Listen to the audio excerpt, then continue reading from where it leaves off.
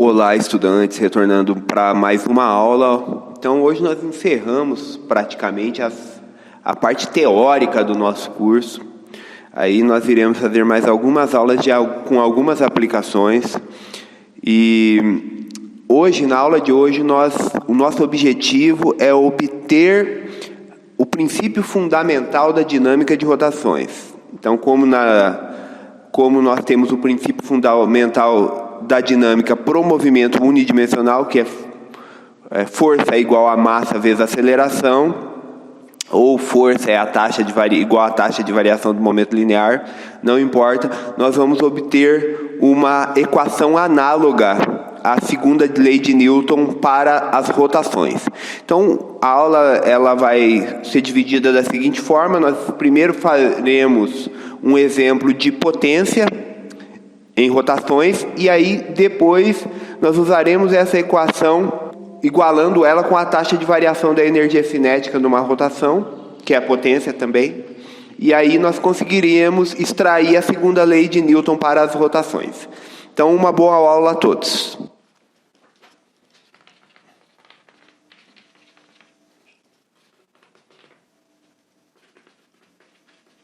Bem, então, como eu disse para vocês, toda a variável do movimento unidimensional ela possui um análogo em rotações.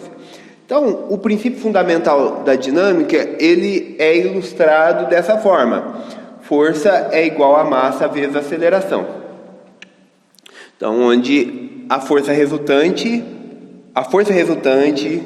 vou ilustrar de uma forma diferente. A força resultante é igual a massa vezes aceleração. Então, é óbvio que, como eu já expliquei e demonstrei para vocês, para toda variável do movimento unidimensional, nós temos uma variável análoga em rotação. Então, eu não demonstrei isso, mas a equação que nós temos que obter, ela deve ter a seguinte forma. Então, essa segunda lei para o movimento unidimensional,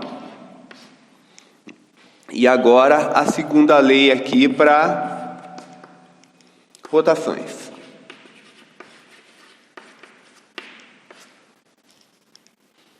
Então, o que nós temos aqui? Qual é a variável análoga à força? É o torque. Qual é a variável análoga à massa?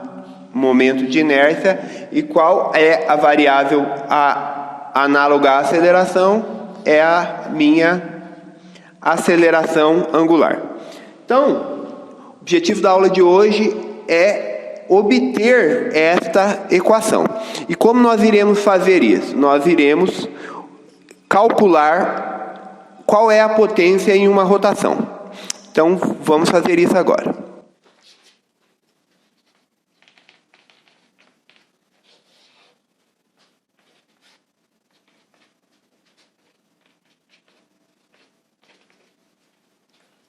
Bem, então, o que eu estou considerando aqui? Eu estou considerando um corpo rígido qualquer, e aí ele está preso num eixo fixo aqui, e uma força F age numa distância R, e essa força ela faz um ângulo φ com a direção de R.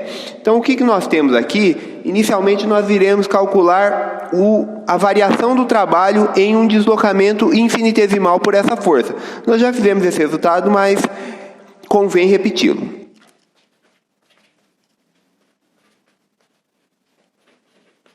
Então, o meu trabalho aqui, ele vai ser a força escalar de deslocamento, né? O meu trabalho infinitesimal. Mas o que é a minha força? A minha força vai ser a componente paralela ao deslocamento, e no caso aqui, ela vai ser F seno φ. E o meu deslocamento aqui, dF, ele nada mais é que R dθ. Ok? Então, nesse caso aqui, o meu trabalho infinitesimal nesse deslocamento, ele é FR seno φ, que nós já definimos anteriormente, que é o torque, vezes o meu ângulo infinitesimal dθ. Então, o que nós queremos fazer agora? Então, eu quero calcular a taxa de variação do meu trabalho, que é a potência.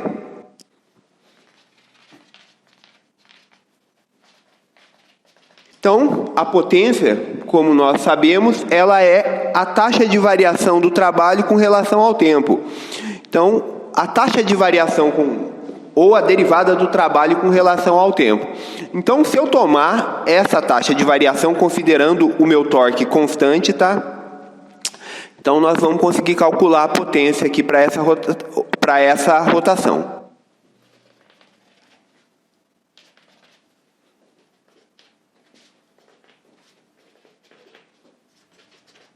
Então, dWdt, ele é igual ao torque, que é constante, vezes dθ dt. Aqui, se o torque não fosse constante, eu teria que tomar a derivada de um produto. Como o torque é constante, eu escrevo a constante multiplicando a derivada dθ dt. Dessa forma aqui, eu tenho que a potência, ela é o torque vezes a velocidade angular. Da mesma forma que no movimento unidimensional, a potência ela é escrita como produto escalar entre a força e a velocidade. Então, só escrever isso na outra lousa ali.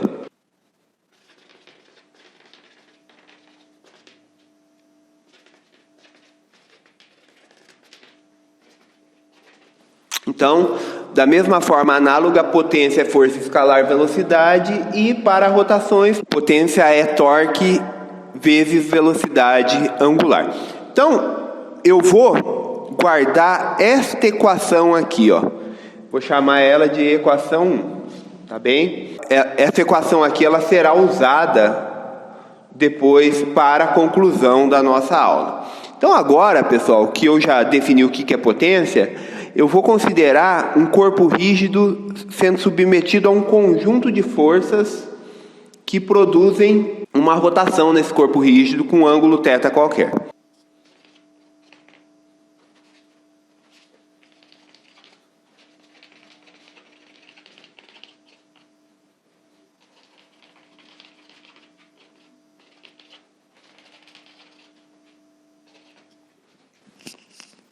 Bem, então considere um corpo rígido sofrendo a ação de forças, de um conjunto de forças que agem no plano normal do eixo de rotação. Então você vai ter que pensar um plano que passa pelo eixo de rotação, e essas forças elas agem perpendicularmente a esse plano. Obviamente que não, o que vai produzir rotação é a componente perpendicular dessas forças a esse plano, tá bem? Mas essas forças elas podem agir com qualquer ângulo com relação a esse plano, tá bem? Então agora nós iremos calcular o trabalho realizado por essas forças.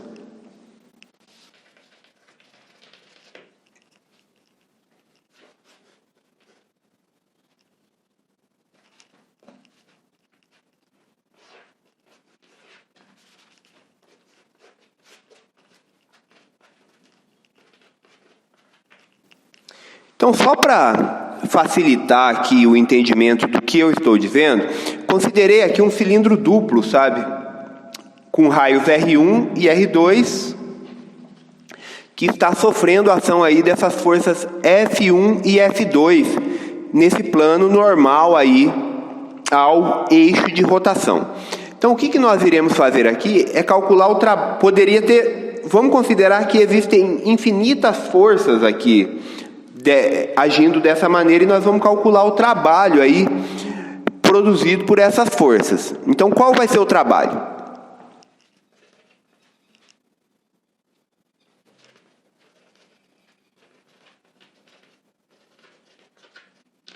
O trabalho é a componente perpendicular da força, F sendo θ, vezes o deslocamento.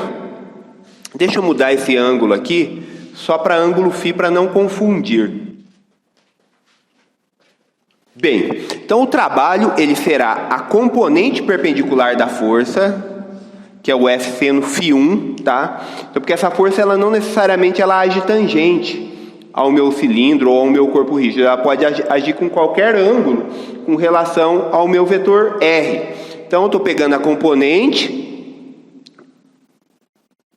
componente perpendicular da força na direção de R e vezes o deslocamento, que é R dθ, que supondo que essa força ela produziu um deslocamento infinitesimal dθ. E o mesmo eu vou fazer para todas as forças, tá? Então eu coloquei 3 pontinhos aqui, apesar de estar exemplificando só 2 forças. Essas 2 forças aqui eu estou exemplificando só para vocês visualizarem, tá? Mas o conceito é, vocês têm que pensar num corpo rígido qualquer com um conjunto de forças agindo sobre ele, produzindo um deslocamento dθ. A questão é, como o corpo é rígido, ele não sofre compressões, tá? E não existe movimento interno.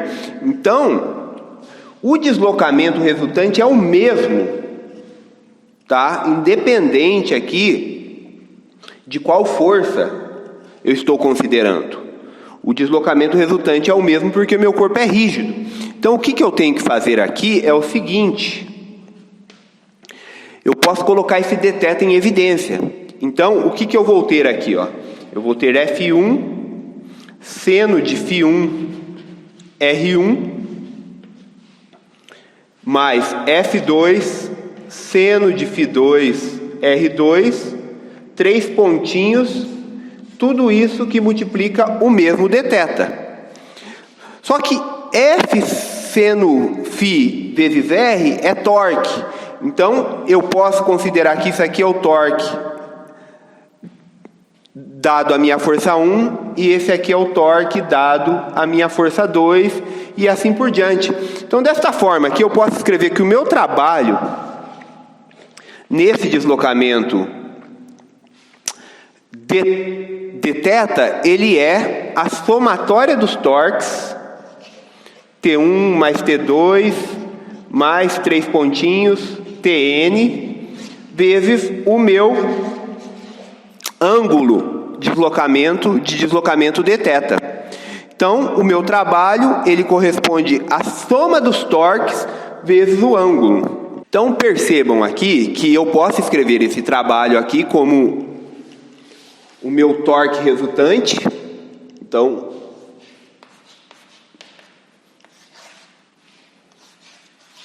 produto com dθ.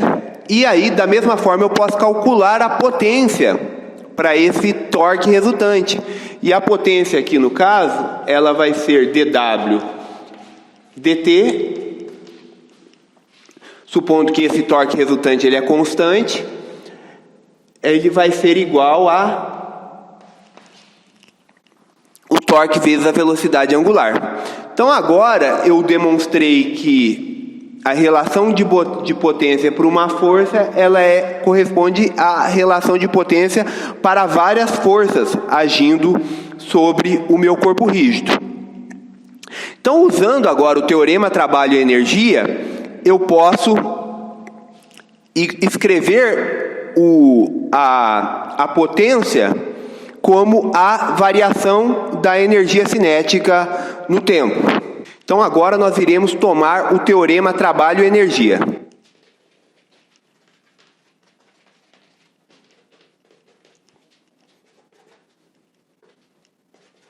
Então a variação do trabalho, ela corresponde à variação da energia cinética.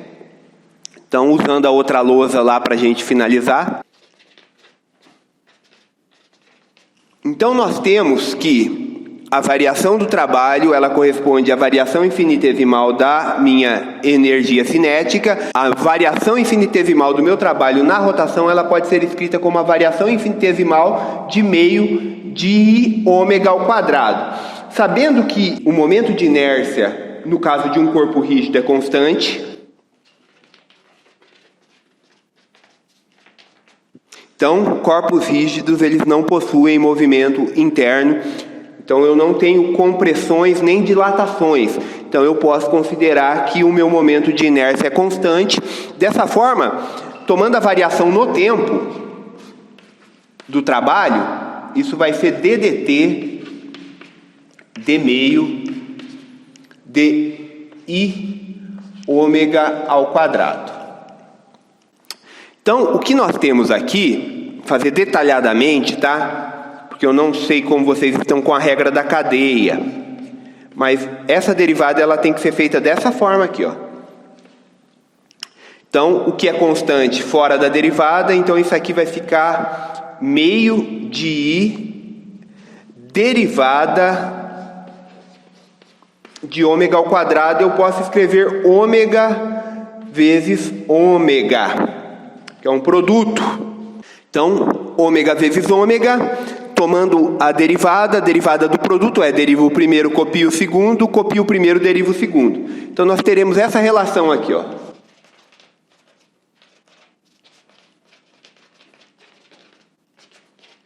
Então, isso derivo o primeiro, copio o primeiro, derivo o segundo, aqui o que eu fiz, né? Ômega dt mais d ômega dt ômega.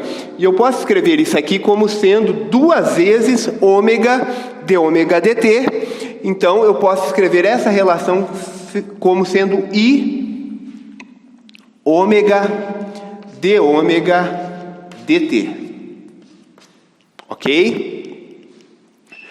O que é a taxa de variação no tempo da velocidade angular? Então, d ômega dt é a aceleração angular. Então, onde alfa é d ômega dt. Então, o que nós temos aqui é que que a taxa de variação do trabalho no tempo, ela pode ser escrita como sendo o momento de inércia vezes a velocidade angular vezes a aceleração angular, alfa. Ok? Então agora, essa aqui vai ser a minha equação 2. Então o que eu preciso fazer agora é igualar a equação 1 com a equação 2, porque a equação 1 e a equação 2, as duas dizem respeito à potência. Então eu tenho essa situação igualando a equação 1 com a equação 2, que vocês vão ter que resgatar lá do começo da aula. Então, igualando 1 com 2,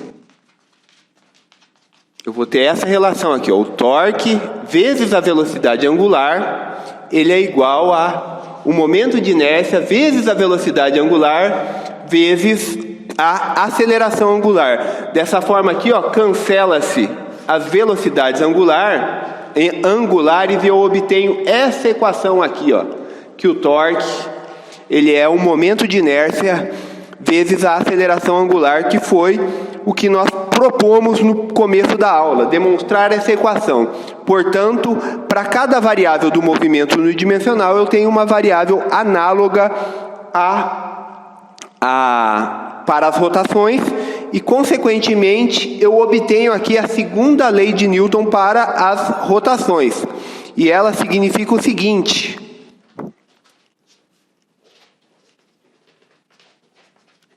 então, a resultante dos torques externos, ela é igual ao momento de inércia vezes a aceleração angular. Então, a partir dessa equação aqui, nós podemos discutir equilíbrios de corpos, tá? Então, o objetivo da próxima aula é a gente fazer algumas aplicações utilizando a segunda lei de Newton para as rotações e, além disso, falar um pouco de rolamento, que é um assunto muito importante que nós precisamos tratar a fim de responder aquela questão que eu apresentei na aula passada, tá? Então, na questão que eu apresentei na aula passada, eu sugeri 3 corpos abandonados num plano inclinado. Então, quando nós discutimos sobre rolamento, eu irei estar respondendo aquelas questões. Então, muito obrigado por assistirem às minhas aulas e bons estudos.